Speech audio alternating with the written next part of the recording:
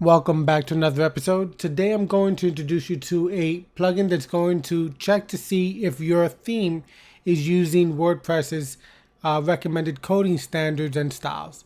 So let's go to our dashboard. Let's go to plugins and we're going to add a new plugin. The plugin we're going to add is Theme Check. It's a simple and easy way to test your theme for all the latest WordPress standards and practices. It's also a great theme development tool. It is actively installed on over 100,000 plus active installations and very well reviewed.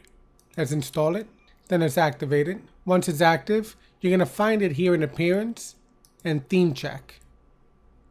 And now we can read the information here as well. You can run all the same automated testing tools on your theme that WordPress.org uses for theme submissions. Alright, so that is some basic information about this plugin. So we have the default 2016 theme. Let's check it. Okay, so after it runs its test, it's running 6,854 tests against the 2016 using guidelines version. This is the guideline version. And then it says 2016 passed the test. Now your theme has passed the basic test. You need to check it properly using the test data before you upload to the WordPress themes directory. So it gives you the information. Then it gives you some information down here. Themes that use the tag accessibility ready will need to undergo an accessibility review. So that's a new piece of information. And then it shows that it's only using one text domain, which is proper. All right, so obviously the 2016 theme passes. Now let's check out another theme. I'm building a theme now for another tutorial series that's going to be coming up soon on how to build a theme. So I'm going to test this theme right here. I'm calling it Starter for now, but I'm playing around with a few names, so you might see this change in future episodes. Alright, so let's check it. Alright, so we're going to navigate down, and so far, based on what I've coded onto the theme itself, it's passed the current test. All the standard styling that's required, and all the required and recommended theme supports. So let me show you what happens. I'm going to open up my text editor, and I'm going to comment out some of the recommendations that WordPress wants, just so you can see what the errors or warnings or information would be.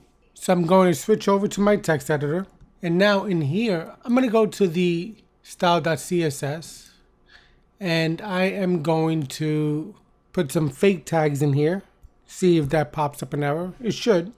Let me scroll down, and what I'll do is I will comment out, this is some WordPress required or recommended CSS. So I'm going to comment these out. I'm just going to comment some of these out right here. Save that. And then I'm going to go into my functions.php file. And I'm going to comment out some of these because I want to show you what these errors would look like. All right, so now I just made some changes to my style.css file and my functions.php file. All right, so let's go back to our WordPress installation. And I'm going to check it again. And now it says one or more errors were found for Starter. All right, so warning, found wrong tag. Remove fake tags from your style.css header. All right, so that's the fake tag that I put in. And then recommended, no reference to add theme support custom headers, args. And then also no reference to add theme support custom backgrounds, args. So those are some of the errors and warnings you might see. You can also find that it'll display even more errors and warnings.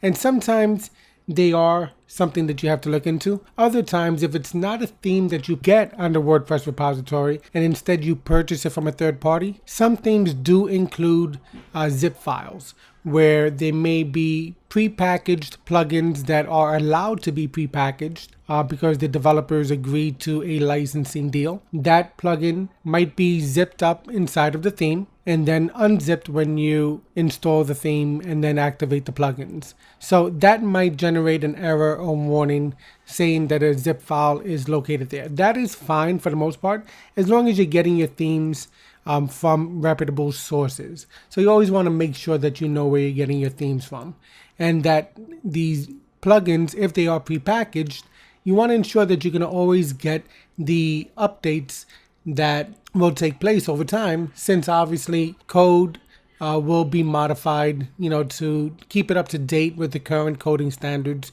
and to potentially patch up any security issues that may have been found.